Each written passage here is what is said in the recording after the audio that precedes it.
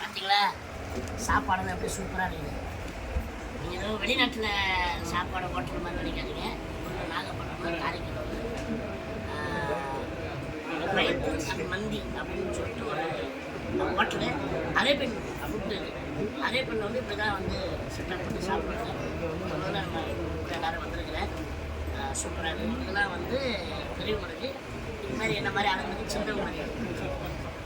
அதனால் சூப்பராக இருக்குது. புதுசாக இருக்குது. இந்திய தொலைக்காட்சி குடும்பத்தில் இதெல்லாம் சாப்பிட போகிறேன். நான் இதெல்லாம் கூப்பிட்டு வந்துருக்காங்க.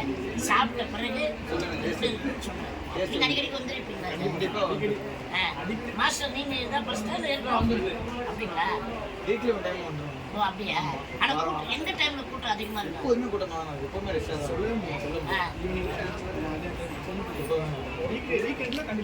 எல்லா ஆளுங்களும் வருவாங்களா? எல்லாருமே வருவாங்க. எல்லாருமே சமமாக சாப்பிடுவாங்க. இதுல வந்து ஒரு ஒற்றுமை இருக்கும். ஒரு பிளேட்ல 4 பேர் சாப்பிடுறது ஒரு ஒற்றுமை இருக்கும். அதனால ஒரே தட்டுல சாப்பிடணுங்கிற ஒரே தட்டுல 4 பேர் சாப்பாடு பார்த்தீங்கன்னா சாதாரண சாப்பாடு உதாரண சாப்பாடு. கண்டிப்பா கண்டிப்பா. அதாவது எந்த ஒரு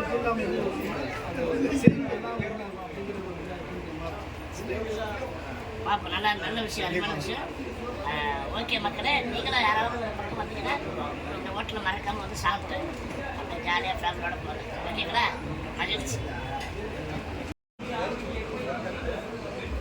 சூப்பராக எல்லாம் சாப்பிட்டு முடிச்சாச்சு. அருமையான டேஸ்ட்டு. நான் கூட அதே பண்ணி ஒன்று சரி வெளிநாட்டு மாதிரி இருக்குன்னு பார்த்தேன். அதில் பாதி பாதி நல்லா சூப்பராக எல்லாமே நல்லா இருக்குது.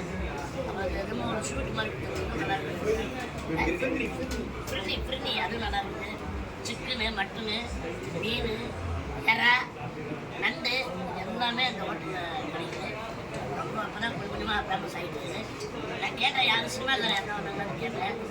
அப்போ வந்து லோகேஷ் கனகராஜ் சார் வந்து இந்த பக்கம் வந்தாங்கன்னா இந்த ஹோட்டலுக்கு கண்டிப்பாக வந்து சாப்பிடுவாங்க. அப்புறம் கருணா சார் வந்துருக்காரு.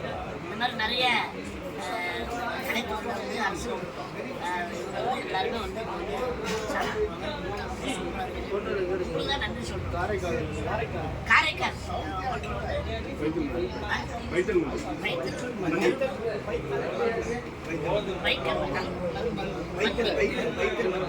சரி